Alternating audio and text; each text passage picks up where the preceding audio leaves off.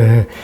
원래 이 책을 쓰게 된 동기는 제가 공과대학 교수이다 보니까 저는 과학자이고 또 공학도이지만은 우리나라의 산업을 발전시켜야 되겠다. 점점 대한민국에서 제조업하기가 어려운데 사실은 대한민국에서 제조업이 잘 돼야 서비스업에서 일자리가 생기는 것이고 그것은 제조업의 부가가치가 얼마냐에 따라서 서비스업에서 생기는 일자리 수가 바뀌게 됩니다. 제조업의 부가가치가 큰 미국과 같은 그런 경제에서는 제조업에서 일자리가 하나 생기면 서비스업에서 6개의 일자리가 생겨요. 뭐 디자인도 해주고 법률 서비스도 받아야 되고 로지스틱도 해야 되고 뭐 보험도 인슈런스도 있어야 되고 그러다 보니까 높은데 대한민국은 미국처럼 높지 못하기 때문에 서비스업에서 생기는 일자리 수가 훨씬 더 적지만은 어쨌든 이 서비스업에서 생기는 일자리는 지속 가능한 일자리예요. 저는 이 대한민국의 선진국으로 우리 세대에 참 커다란 발전, 엄청난 발전을 했어요.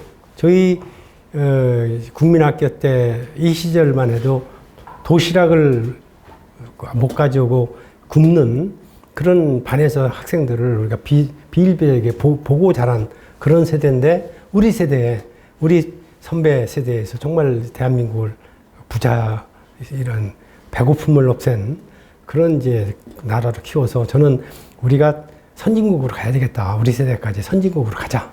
그러려면 우리 국민소득도 4, 5만 불대로 가야 되고 이걸 끌어갈 수 있는 가장 추진력이 어디서 나오냐.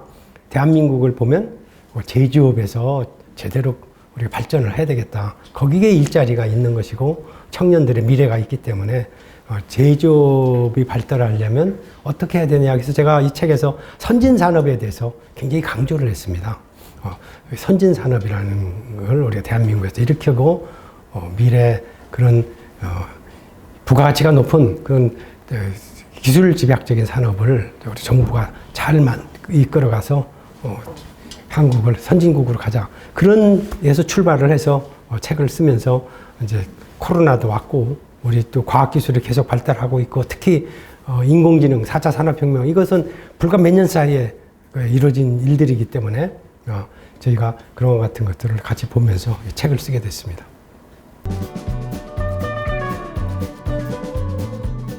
네. 우리 현대인을 보면 내가 가지고 있는 나의 지능, 나의 뇌, 나의 지적 캐파시티를 가지고 이제 항상 살아왔는데 기술이 발달하다 보니까 인공지능이 생기고 또 다른 나를 만들어서 나를 서포트해주는 그런 세상이 오고 있고 심지어는 우리가 칩을 매트릭스 영화에서 봤잖아요. 칩을 우리 뇌에 집어넣어서 우리 자연 그런 뉴럴 네트워크하고 인공 네트워크가 우리 같이 융합을 해서 인간의 능력을 한계를 뛰어넘는 이런 이제 역할을 해요. 그래서 가만히 보니까 이제 미래는 아까 환경지능 얘기했잖아요. 결국은 그런 데이터나 그런 정보가 모이고 지식까지 오는데 앞으로는 그 지식이 더 나아가서 인간의 의식에까지 도전을 하겠다고 지금 하고 있잖아요. 물론 거기까지 가는 데는 여러 가지 문제가 있습니다. 아까 얘기한 대로 이것이 인간의 의식, 인간의 영혼이라는 게 물질에서 나오는 거냐 아니면 물질은 물질이고 제2의 소위 이원론이죠. 이건 그래서 나오느냐 다르지만은 하여튼 현재 우리 인공지능은 거기까지 도전을 하고 있어요. 그렇다면 또 하나의 내가 혼자 사는 게 아니라 나의 가지고 있는 자연적인 뇌 말고 또 하나의 뇌를 빌려서 사는 세상. 물론 남의 뇌도 빌릴 수가 있는 그런 아까 그런 플랫폼, 디지털 인공지능 플랫폼이 결국은 또 다른 나의 뇌 역할을 해주는 거 아니에요? 그래서 서로게이트라는 것은 남의 여성의 배를 빌려서 새끼를 자기 자식을 이제 낳는 서로게이트 마음에서 출발한 단어인데 제가 책 출판사에 이름을 주기는 서로게이트 브레인 뇌를 하나 남의 걸 빌려서 쓰는 세상이다 이렇게 했는데 브레인이 저 뒤에 숨어 있어가지고 그냥 서로게이트해서 그냥 보면은 무슨 뜻인지 모르게 그렇게 돼 있습니다.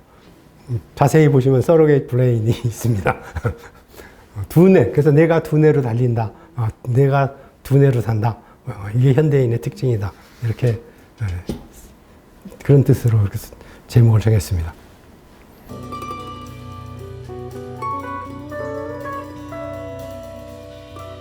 우리가 한동안 대한민국은 IT 강국이라고 했습니다. 지금 이 시점에서 자세히 제가 되돌아보면은 저희가 IT 강국이 아니에요. 우리가 IT가 발달할 수 있었던 것은 미국과 달리 미국은 너무나도 광대하기 때문에 그런 인프라를 깔 수가 없어요. 근데 우리는 굉장히 좁은데 아주 밀접하게 살으니까 특히 서울 뭐 1,300만 수도권 하면 2,100만 이 밀접한 이런 인구가 살기 때문에 그런 인프라를 소위 이제 옵티컬 파이버 네트워크로 다 깔아서 우리가 미국보다도 훨씬 더 빠르게 인터넷 액세스가 가능하고 이런 것 때문에 IT 강국이라고 했는데 한번 생각해 보십시오. 우리가 어떤 소프트웨어 산업의 세계를 리드하는 거 있습니까? 독일을 예를 보면요. 독일이 이제 우리가 독일을 항상 벤치마킹을 합니다. 왜? 독일도 제조업 강국이고 독일 경제도 제조업 강국이에요. 독일에서 가만히 보니까 소프트웨어는 몽땅 다 미국이에요. 페이스북이, 구글이 그렇지. 뭐 다 미국이지. 독일은 소프트웨어 산업이 하나도 없는 거예요. 그래서 소위 이제 셉이라는 게 어떻게 해서 등장했느냐. 소위 ERP 산업으로 ERP로 한 거예요. ERP라는 게 뭐냐. 독일은 히든 챔피언의 그 중견기업, 중소기업들이 많거든요. 아주 세계적 경쟁력을 가진 그런 회사에 소위 전산 시스템을 깔아준 거예요. 그거 잘 돼 있잖아요. 아주 이 시스템이 잘 돼 있고. 그 깔아준 것들을 모아서 소위 ERP 시스템을 세계 최고로 앞서게끔 만들었어요. 그것을 소위 셉을 가지고 그래서 ERP 시장을 석권한 거예요. 독일이 그러니까 유럽이 가지고 있는 소프트웨어 유일한 경쟁력 세계적으로 석권하는 건 셉밖에 없어요. 나머지는 다 미국이에요. 대한민국이 사실은 그런 그 디지털로 전환하면서 클 수 있는 그런 가능성이 가장 많았는데 우리 뭐 TV나 이런 가전제품에서는 옛날에 소니의 트리트론 뭐 이런 그 아날로그 TV는 따라갈 수가 없었어요. 그 칼라나 모든 면에서. 그래서 그 당시는 유학생이나 주재원이 가면 전부 다 그 탭이 하나 사가지고 왔거든요. 근데 그 디지털 컨버전 시대에 우리가 제대로 해가지고 그 세계 1위가 됐단 말이에요. 디지털 TV일 때. 마찬가지로 그 시기에 우리가 소프트웨어 엔지니어나 그쪽의 인재를 잘 키워냈어야 되는데 그러면 우리 한번 보세요. 페이스북보다 우리 싸이월드 기억나세요? 우리 싸이월드가 더 앞섰어요. 그거 다 페이스북이 아마 벤치마킹 했을 거예요. 다 보고. 근데 우리가 성공 못 했잖아요. 뭐냐. 사람을 제대로 못 키운 거예요. 소프트웨어 엔지니어를 못 키우고. 지금 현재도 우리가 디지털 컨버전의 시대인데 제대로 인재를 못 키워내고 있어요. 우리가 그런 것. 왜냐. 대학의 소위 경직성.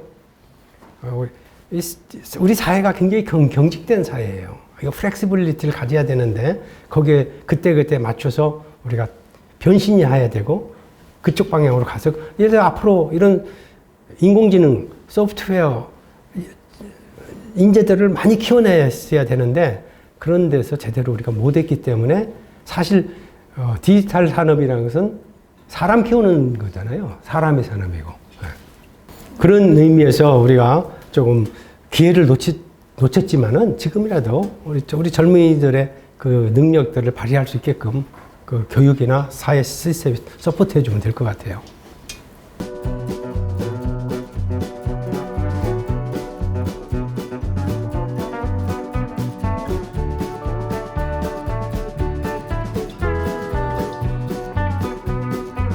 질병원에서 합선대방에 실패한 거라고 낙인 찍을 건 아니에요. 그걸 통해서 우리도 점점 더 많이 가고 있고 질병이라는 것은 우리 인종에 따라서 그 지역사회에 따라서 다르거든요.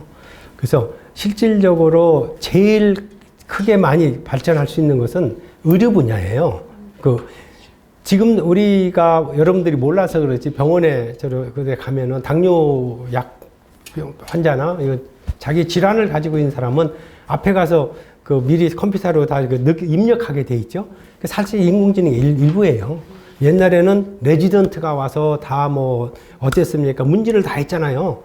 요새 문제는 그거 다 인공지능이 하잖아요. 근데 하루아침에 인간 같은 그런 의사를 만들어낼 수는 없고, 그러나 굉장히 그 왓슨 그런 것을 바탕으로 해서 오히려 사람보다 잘하는 게 많아요. 특히 우리 의사의 품질이 가장 많이 난다는 게 방사선과 의사였어요. 사진, 엑스레이 사진, CT 사진 넣고 이거 암이다, 암의 정조다, 아니다, 이거 그냥 놔둬도 된다, 이런 판단을 하는데 의사의 정확도는 50%에서 60%밖에 안 된다고 그래요. 근데 인공지능이 하면 92%, 96%더 정확하게 읽어내요. 암이다, 아니다. 그래서 하루아침에 다 발달할 수 있는 건 아니고, 우리가 대한민국이 실수한 건 뭐냐면, 이제 우리가 개인정보를 너무 보호하다 보니까 우리가 그런 그 병원 기록이나 길병원이나 뭐 어떤 병원인, 서울대학교 병원이도 마찬가지지만은 그런 것들을 우리가 소위 이제 머신러닝을 시킨다면, 아까 얘기했죠. 데이터가 노리지보다도 더 앞선다고. 그렇잖아요. 데이터가. 그런 데이터를 이용해야 되는데 우리 데이터 이용을 못하게 한 거예요. 그래서 우리는 너무 규제가, 이 디지털 시대에 발전할 수 있는 그런 기회를 막은 경우가 굉장히 많이 있어요. 그 중에 가장 큰 것 중에 하나가 의료 분야예요. 그러나 앞으로 대한민국은 의료 분야가 굉장히 밝습니다. 세계 최고의 의료보험제도를 가지고 있고, 우리 교포들 병 나면 한국 자기가 돌아오잖아요. 치료받으려고. 건강검진 받으러 한국 돌아오잖아요. 그렇게 우리 세계 아주 앞선 그런 의료 시스템을 갖추고 있어요. 왜 그러냐? 공부 잘하면 다 의과대학을 가세요. 내가 우리 공과대학 학장으로서 가장 가슴 아픈 게, 의과대학 붙고 어디 저 지방대학에 의과대학 붙고 서울공대 붙어요. 서울공대 안 와요. 저 지방대학까지 다 채운 다음에, 의과대학 채운 다음에 와요. 그 얘기는 뭐냐? 우리 의료 분야에 지난 20년 이상 가장 우수한 인재가 갔어요. 그 인재들이 왓슨 같은 의료 인공지능도 개발해야 되고, 그 사람들이 결국 우리 의료 시스템을 이렇게 발전시켰기 때문에, 그런 우리가 정책을 잘 세워주고 서포트해줘서 결국 우리 헬스케어 분야, 또 우리 의료 산업 분야를 더 키울 수 있게끔 해주는 게 중요하다고 봐요. 우리는 그런 포텐셜을 가지고 있어요.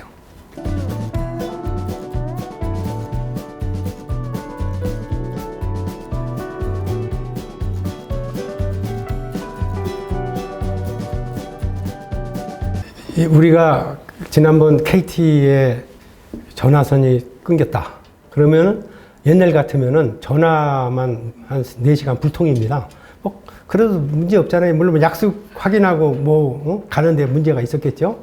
그래서 그냥 시민들의 불편한 그런 이제 하루 일상으로 끝날 뻔했는데, 이게 지금은 완전히 이게 네트워크 사회이기 때문에 그게 안 되면 신용카드도 안 되고 인터넷도 끊기고 나하고의 모든 그 네트워크가 다 단절되는 그런 상황을 본 거예요. 그래서 이제 사실은 그러기 때문에 우리가 클라우드 컴퓨팅이 좀 더 이제 발달해야 되고, 또 사실은 우리가 항상 하나가 안 되면 세컨드 라우팅을 다시 해서 바로 백업이 되게끔 다 돼 있어요. 중요한 그런 그 시스템들은 다 그렇게 돼 있습니다. 예를 들어서 법원에 우리 등기 서류라든가 법원, 은행에 그런 구자 관리다든가, 그것은 하나가 문제를 일으켜도 바로 다른 라우트로 가가지고 할 수 있게끔 그렇게 돼 있기 때문에 그런 것들은 우리가 보완해 가야 되고, 통신은 아직도 우리가 조금 더 갈 길이 멀어요. 그래서 지금 우리가 메타버스도 얘기했지만은 우리 VR, AR 이거 이렇게 차고 있잖아요.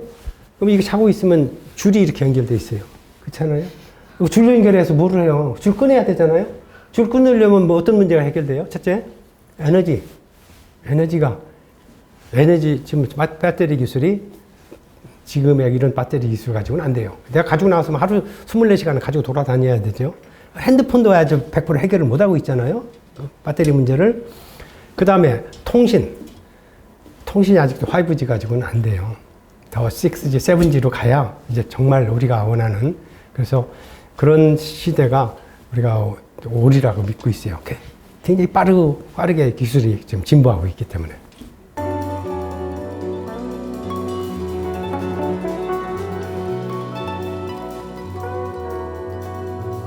우리가 제조업, 아까 말씀드린 대로 제조업을 바탕으로 국가 경제의 부가가치의 28%를 생산하는데 우리 GDP의 회전도가 굉장히 높은 거예요. 교육이 없으면은 대한민국은 발전할 수가 없어요. 예를 들어 가지고 어떤 그 제조업 회사, 무슨 A 조선 회사 그 파산시키면은 그 지역의 그 고용이나 그 은행권의 손해나 이런 커다란 문제를 일으키지만은 거기로 한정돼요. 근데 한진해운은 그런 기업이 아니에요. 우리나라의 전체 기업에 영향을 미쳐요. 정말 안타까운 것은 우리 미국의 롱비치에 가면 한진해운의 전용 부두가 있어요. 이걸 우리가 다시 어떻게 만들어요? 못 만들어요. 세계, 유럽 이런 데가 한진해운이 그동안 나가서 그런 인프라를 갖췄고 아시다시피 화물이 한진해운 부산항이잖아요. 부산항을 딱 중심으로 모든 것이 와서 여기서 환적이 돼가지고 상하이로 가고 홍콩으로 가고 유럽으로도 가고 미국에서 또 동남아로 가는 그런 거점 그런 거예요. 다시 말해서 한진해운은 어느 조선회사나 어느 무슨 건설회사나 이런 그 회사가 아니에요. 철강회사나 그 회사 파산하면 그걸 끝나는 게 아니에요. 이것의 파산은 우리 전체 산업에 영향을 미치는 거예요. 거기에 대한 배려를 그 당시 정부가 제대로 못했던 것 같아요.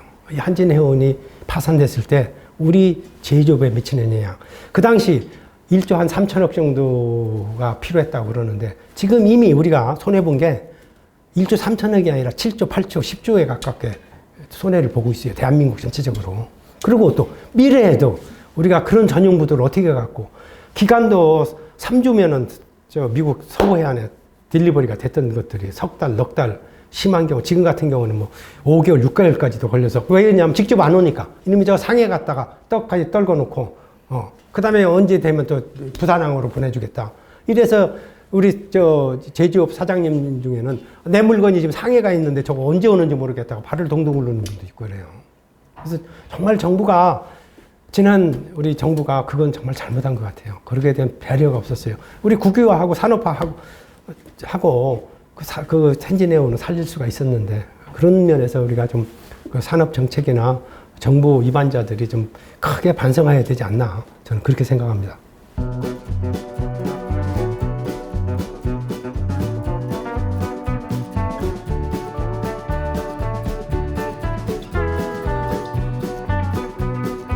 네. 글로벌 밸류 체인이 이제 엮어져서 촘촘히 엮어지고 가장 이피션트하게, 가장 모든 것이 비용 절약이에요. 그래서 가장 싸게 만들어서 이윤 확대와 여기에 포커싱이 돼 있었거든요. 그런데 팬데믹이 딱 와서 하나가 막히니까 전체가 흔들리는 거예요. 아, 이건 안 되겠다. 이게 보완이 있어야 되겠다. 그리고 아까 얘기한 대로 이피션시만 가지고 되는 게 아니라 보건력, 리질리언스. 그런 문 닥쳐도 그걸 잊고 할 수 있는 어떻게 해야 되겠어요? 보완해야 되죠. 그래서 글로벌 밸류 체인을 로컬 밸류 체인하고 믹스가 돼야 되겠고 또 서프라이가 한 나라에 한 지역에 100% 의존하는 이런 이제 서프라이 체인에는 벗어나야 되겠다. 그래서 전체적으로 우리가 리셋을 하는 기회고 이 기회에 우리가 우리 강점을 살려서 다시 구미를 다시 만들자는 것이죠. 그것이 우리가 지금 산업에서 해야 할 일이고 정부가 그 같은 일이 있도록 정책적으로 잘 밀어줄 그런 필요성이 있어요.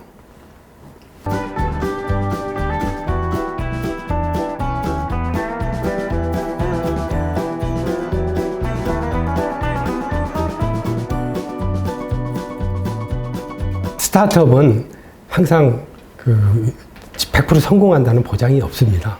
그래서 옥석을 가리는 게 굉장히 중요하고 또 우리 젊은이들한테 실질적으로 스타트업이 만드는 일자리가 선진 경제일수록 더 높아요. 미국 경제에서도 스타트업이 만드는 일자리가 굉장히 높고 우리 80년대, 90년대까지만 해도 미국의 큰 도시 가면 오후 5시 이후에는 다운타운에 가지 말라고 그래요. 다운타운, 낮에는 벅적거리고 회사원들이 있고, 우리 샐러리맨들이 왔다 갔다 하지만 5시가 되면 다 이제 집에 돌아가면 거기는 완전히 슬럼가가 되고 범죄가 일어날 수 있기 때문에, 위험하기 때문에 들어가지 말라고 그래요. 근데 요새 미국에 가보면 그 범죄가 일어나고 가지 말라는 그 다운타운이 불이 환하게 켜지고 바글바글 돼요. 왜 그러냐? 스타트업 때문에. 어떻게 했냐? 정부가 그 다운타운에 있는 큰 창고, 다운타운에 있는 버려진 건물, 왜냐면 거기는 이 범죄 때문에 아무도 안 들어온단 말이에요. 그러니까 자꾸 공동화가 생기는 거예요. 그걸 전부 정비를 해가지고 스타트업에 나눠줬어요. 들어와라. 스타트업에 젊은 애들이 들어와서 거기서 기업을 일으킵니까? 스타트업이 들어오니까 음식점이 들어오고, 바가 들어오고, 보험이 들어오고, 자동차 리스, 자동차 렌트카 회사가 들어오고, 항공이 들어오고, 그래서 많은 도시들이 다운타운이 밤에 더 이 루럴 에리어보다도 더 환하게 움직이고 활동적이고 더 생동감 있게 변했어요. 이것이 스타트업이에요. 스타트업을 실질적으로 깊숙이 들여다보면은 굉장히 많은 일자리를 창출하고 우리 젊은이들한테 도전의식을 주는 거예요. 요새 우리가 취직하기 힘들고 또 전부가 다 안정을 시고해서 우리 젊은이들이 가장 안전된 직장을 가기를만 원해요. 예를 들어서 한전, 우리 철도청, 이런 안정된 직장. 물론 그런 직장도 중요하고 그런 데 갈 사람은 가지만 우리 도전적이고 능력 있는 사람은 도전을 해야 되잖아요. 도전한다는 게 뭐예요? 스타트업을 한번 해보는 거죠. 자기가 이제 캐피탈을 가지고. 그래서 우리가 정부가 스타트업은 이게 이 젊은이들이 그런 도전을 갖게끔 인프라를 만들어줄 의무가 있어요. 그건 우리 정부가, 우리 지방자치단체가, 또 우리 대기업, 이런 우리 정경련이나 우리 경총이나 이런 데서 앞장서서 그런 스타트업 육성 정책을 이끌어줘야 우리가 진정하게 그런 일자리도 세고 소위 스타트업으로 성공한 그런 큰 기업들이 생길 수가 있어요.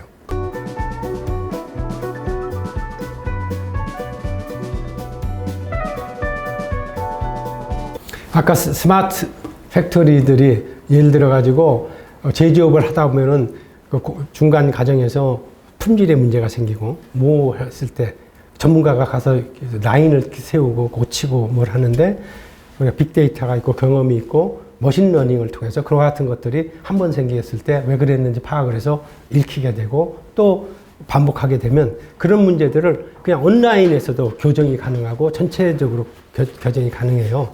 그것뿐만이 아니고 이 프로덕트가 여기서 들어와서 언제까지 어떻게 갈지를 다 바라볼 수가 있어요.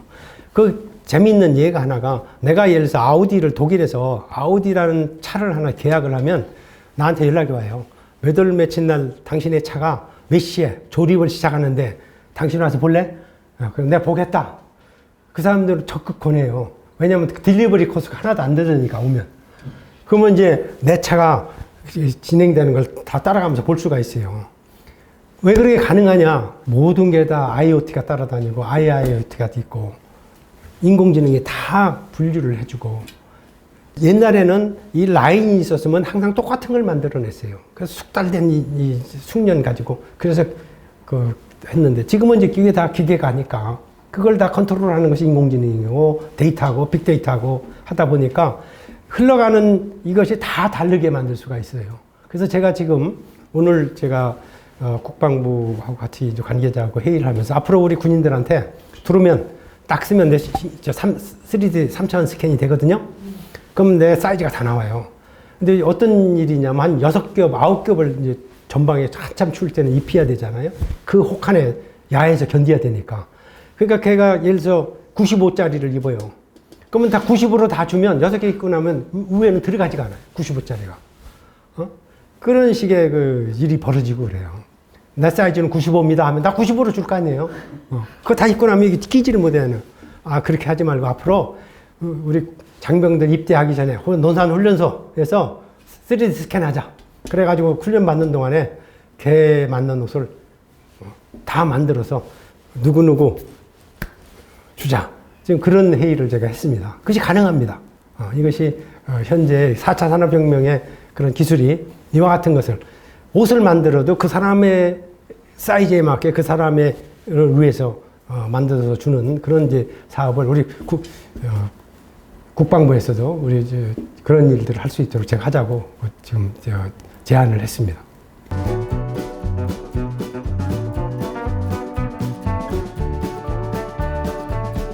안녕하십니까. 저는 대한민국의 발전을 위해서는 제조업을 하시는 여러분들이 프라이드를 느끼게 하고 또 여러분들이 결국은 이 나라의 경제를 선진화하고 이 사회를 선진화하는데 크게 기여한다는 사실을 잘 알고 있습니다. 대한민국의 선진국으로 가기 위해서는 우리 제조업이 선진 제조업으로 탈바꿈해야 되고 지금 현 시제는 디지털 전환, 소위 디지털 트랜스포메이션의 시대이기 때문에 그 새로운 이런 흐름에 잘 적응을 하시고 또 앞서가셔서 우리 대한민국의 경제를 선진 경제로 끌어가는데 큰 기여해 주실 것을 부탁드리겠습니다. 감사합니다.